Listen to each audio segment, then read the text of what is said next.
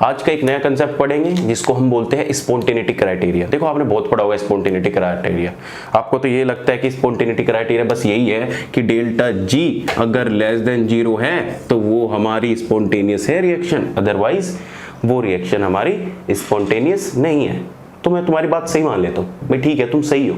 लो मैंने ये कर दिया कि डेल्टा जी लेस देन 0 कर लिया, तुम्हारी बात ठीक है। लेकिन मैंने यहाँ पे क्या किया, वॉल्यूम और एंट्रोपी का कांस्टेंट कर दिया। अब मुझे बताओ बताओ बताओ, क्या ये अब भी स्पॉन्टेनियस है? नहीं, ये अब भी स्पॉन्टेनियस नहीं है, क्योंकि जो ये डेफिनेशन है ना, ये बच्चों को समझाने के लिए सही है। ये बच्चों को समझाने के लिए तो सही है कि स्पॉन्टेनियस तब होगी जब reaction gives free energy less than 0 होगी। लेकिन क्या स्पॉन्टेनियस ही पता लगती है हमें? भाई किसी एनर्जी का कम होना क्या हमें स्पॉन्टेनियस के साथ साथ और कुछ भी बातें बताता है? तो वो सारी बातें हम आज की वीडियो में डिस्कस करने वाले हैं। और इससे एग्जाम में, हर किसी एग्जाम में क्वेश्चन आ रखा है, चाहे तुम ड्यू से उठा के कहीं पे चले जाओ नेट लेवल तक, हर किसी में कहीं ना कहीं स्पॉन्टेनिटी क्राइटेरिया फंक्शन किसी ना किसी फॉर्म में आपसे पूछ रखा है। तो मैं कोई भी वीडियो बनाता हूँ तो हमेशा ये चीज जरूर ऑब्जर्व करता हूँ कि प्रीवियस ईयर में इससे रिलेटेड कोई क्वेश्चन आ रखा है कि नहीं आ रखा। अब मैं तुम्हें 1000 वीडियो ऐसी प्रोवाइड कर दूँ और तुम्हारा टाइम वेस्ट करके मुझे कोई फायदा नहीं होगा। तो कम से कम कुछ ऐसी चीज तो देखो जिससे तुम्हारा फायदा भी हो, ठीक है। चलिए तो अब बताते हैं कि स्पॉन्टेनिटी क्राइटेरिया क्या होता है।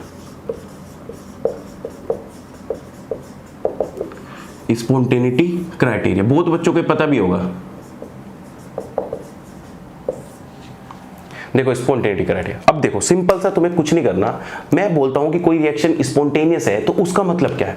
देखो क्या मतलब है उसका। सपोज करो कि A प्लस बी रिएक्शन है और वो हमारा प्रोडक्ट बना रही है C। सिंपल बात है। अब देखो ध्यान से, अगर मैं इस रिएक्शन को बोलता हूं कि ये रिएक्शन स्पॉन्टेनियस है तो इसके लिए gives free energy G less than 0 होगी। भाई तभी तो ये रिएक्शन स्पॉन्टेनियस होगी। होगी कि नहीं होगी? बोलो होगी। अब स्पॉन्टेनियस होने से मतलब ये है कि ये स्पॉन्टेनियस है। जो ये प्रोडक्ट फॉर्मेशन बना है ना C, ये जो प्रोडक्ट फॉर्मेशन बना है ये रिएक्टेंट से ज्यादा स्टेबल है। ये क्या है? रिएक्टेंट से ज्यादा स्टेबल है।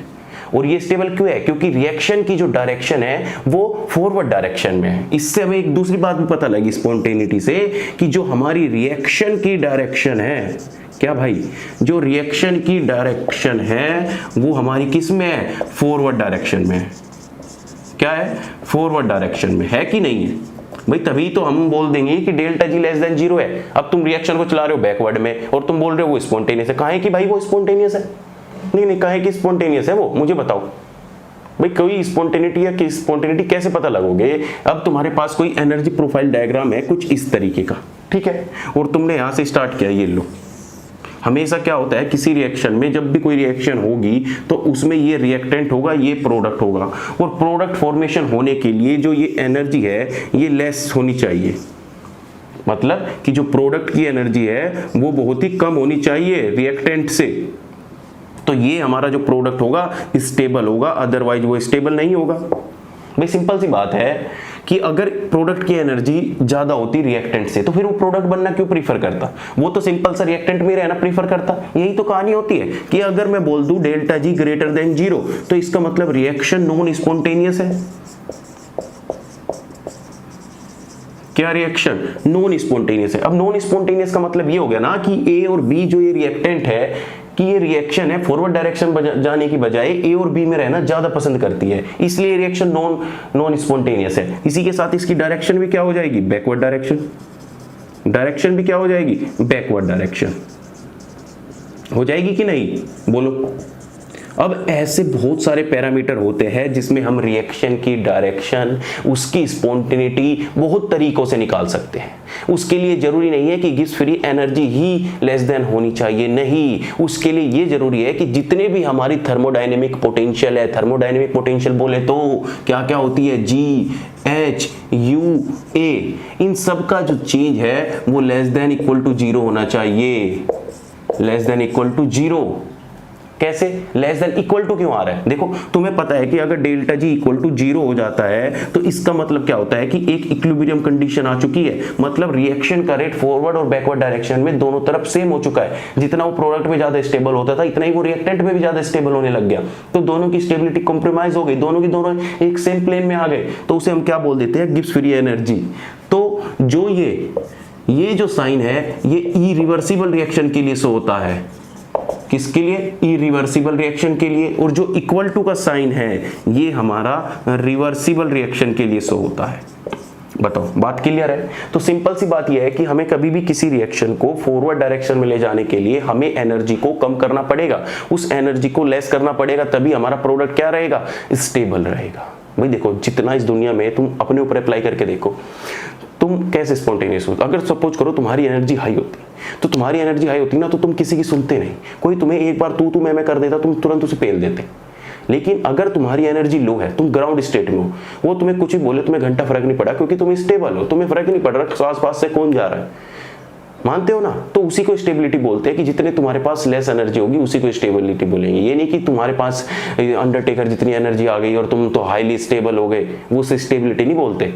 अब अंडरटेकर से सब डरते, लगाओ हाथ, पूछो तो एक बार जाके। तो वही कहानी होती है स्पॉन्टेनिटी की भी, सिंपल है।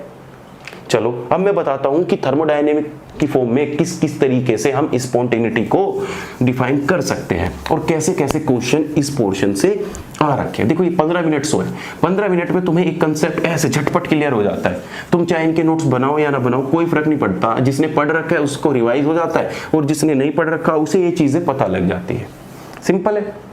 देखिए, तो हमें कुछ नहीं करना इन सब के लिए, जो मैंने तुम्हें सिखा रखा है बहुत पहले से ही।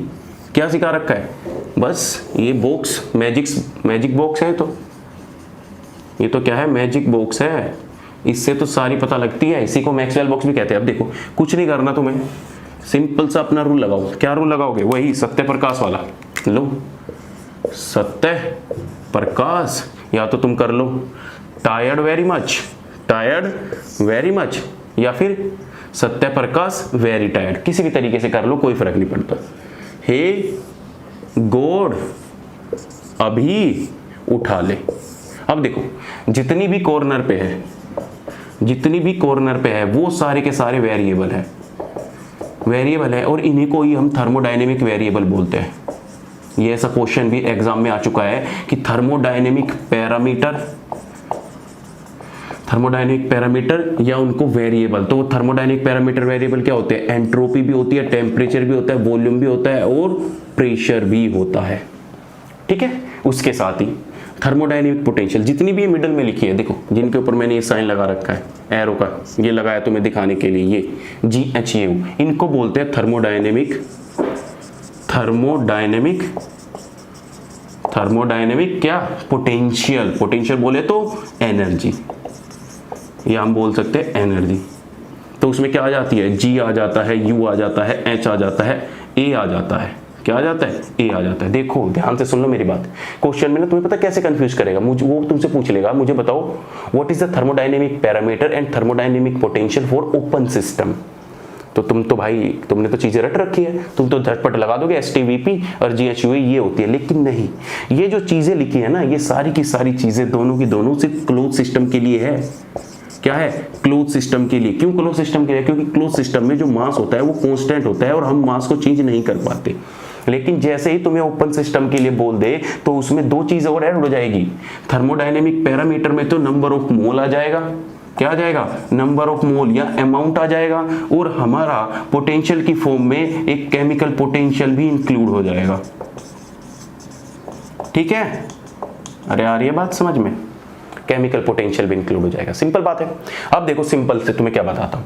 अब तुम्हें क्या करना है, किसी रिएक्शन की स्पॉन्टेनिटी पता करनी है। सबसे पहले तुम्हें पता है कि एनर्जी की फॉर्म में हम किसी भी रिएक्शन की स्पॉन्टेनिटी पता कर सकते हैं। तो कभी भी कोई रिएक्शन दे रखी हो तो उसके लिए थर्मोडायनेमिक पोटेंशियल, या मैं कहूं डेल्टा E अगर लेस देन 0 है तो वो हमारी क्या होगी? स्पॉन्टेनियस रिएक्शन होगी। तो उसके लिए delta G less than 0, delta H less than 0, delta A less than 0, delta U less than 0। तो एक तो ये हो गया हमारा। ठीक है, दूसरा हमारा क्या हो गया? दूसरा, अब देखो, अगर मैं और ज्यादा स्पेसिफिक करूं कि जो हमारी गिब्स फ्री एनर्जी होती है वो भी पर्टिकुलर किसी वेरिएबल की कांस्टेंट की प्रेजेंस में हमें स्पॉन्टेनियस रिएक्शन दिखाती है।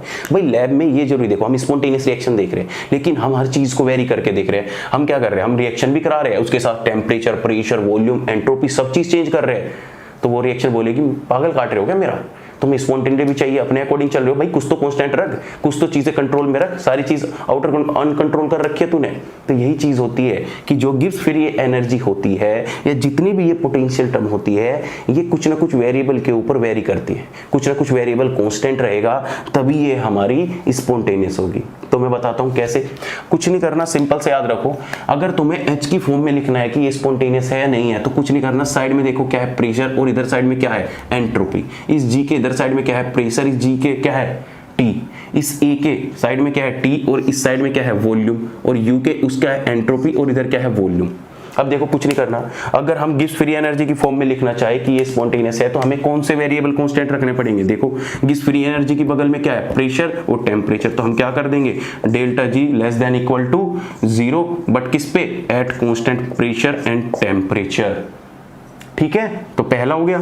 ऐसे ही अगर हम दूसरा लिखना चाहे, दूसरा किसकी फॉर्म में, अगर ए की फॉर्म में लिखना चाहे, तो हम क्या बोल देंगे, delta A less than equal to 0, लेकिन किसकी प्रेजेंस पे, किसकी कांस्टेंट की प्रेजेंस पे, वॉल्यूम और टेम्परेचर, या इनको बोल देते हैं वॉल्यूम टेम्परेचर फंक्शन है हेल्महोल्ट्ज फंक्शन का, और प्रेशर टेम्परेचर फंक्शन है किसका, ये गिब्स फ्री एनर्जी फंक्शन है किसका, प्रेशर टेम्परेचर का, क्योंकि ये सब चीजें क्या है, कांस्टेंट है। अब चलिए तीसरी चीज बताते हैं। तीसरा इंटरनल एनर्जी की फॉर्म में लिखे, तो इंटरनल एनर्जी भी लेस देन 0 होगी। इसके केस में क्या होगा, वॉल्यूम और एंट्रोपी ये कांस्टेंट होगी। फोर्थ की बात करें तो फोर्थ पे क्या आ जाएगा, डेल्टा एच भी लेस देन 0, और हमारा क्या हो जाएगा, बगल में कौन है, एस और पी। बताओ बात क्लियर है। तो ये हमने लिखा पोटेंशियल की फॉर्म में। चलो सिंपल है, क्वेश्चन हो गया, बहुत सारे सीयू सेट में भी, एच में, हर जगह इनसे क्वेश्चन आते हैं। आइए नेक्स्ट, अगर तुम्हें इस चीज को लिखना हो किसकी फॉर्म में, थर्मोडायनेमिक पैरामीटर की फॉर्म में। हाँ सही सुन रहे हो तुम, थर्मोडायनेमिक पैरामीटर की फॉर्म में भी हम किसी रिएक्शन की स्पॉन्टेनिटी को बता सकते हैं, लेकिन हमें उसके लिए भी कुछ ना कुछ कांस्टेंट रखने पड़ेंगे।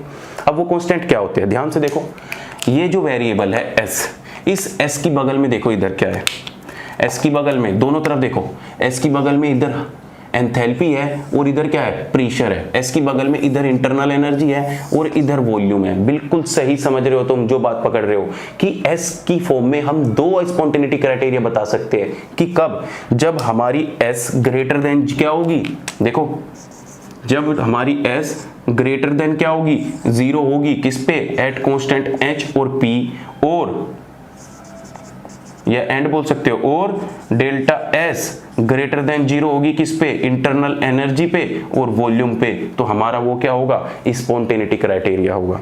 ठीक है, ऊपर वाला रफ कर देता हूं एक बार, ये सब चीजें तुमने पढ़ चुके। ठीक है, अब तुम ये कहोगे कि सर एंट्रोपी कैसे आपने ग्रेटर देन कर दी, क्योंकि तुम्हें पता है इस सिस्टम में जो भी है सराउंडिंग में है वो सारी चीज एंट्रोपी को इंक्रीज ही कर रही है। तो किसी सिस्टम को स्टेबल होने के लिए एंट्रोपी को ज्यादा होना जरूरी है। तुम देख लो, ये सिस्टम है, हम कोई भी सिस्टम लेते हैं, उससे कुछ ना कुछ एनर्जी अगर रिलीज होती है, वो सराउंडिंग में जाती है, और सराउंडिंग से एनर्जी कहाँ जाएगी, कहीं भी नहीं जाएगी, तो वो सारी की सारी एंट्रोपी फॉर्म में इंक्रीज होते जा रहे हैं। तभी तो बोल रहे हैं कि हमारा जो यूनिवर्स है वो एक्सपेंड करता रहता है। क्यों, क्योंकि जितनी भी एनर्जी है सब इसमें चली जाती है और एंट्रोपी कंटिन्यूअसली इंक्रीज होती चली जाती है।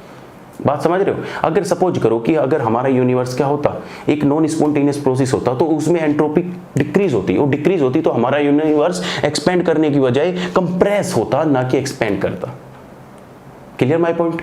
अब देखो आगे, तो एंट्रोपी की फॉर्म में हम दो उसमें लिख सकते हैं कि या तो हम ये रख ले या लिख ले। ऐसे ही हम प्रेशर की फॉर्म में भी लिख सकते हैं, ये पहला हो गया।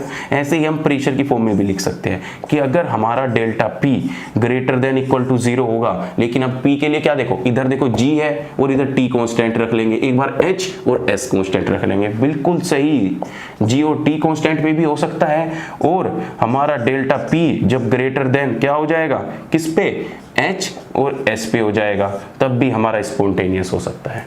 बस तुम्हें याद रखना है कि जो सत्य प्रकाश है उनके लिए एंट्रोपी क्राइटेरिया ग्रेटर देन 0 है, बाकी सबके लिए लेस देन 0 है।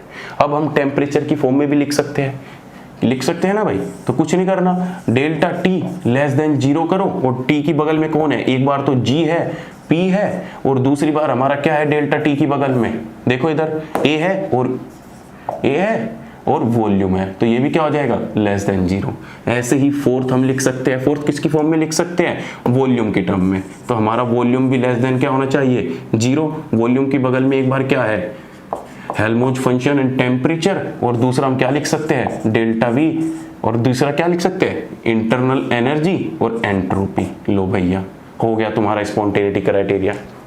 और सिस्टम प्लस सराउंडिंग की एंट्रोपी ग्रेटर देन 0 होनी चाहिए रिवर्सिबल और इरिवर्सिबल रिएक्शन के लिए। अगर तुम्हें एंट्रोपी की फॉर्म में पूछ ले कि डेल्टा एस सिस्टम प्लस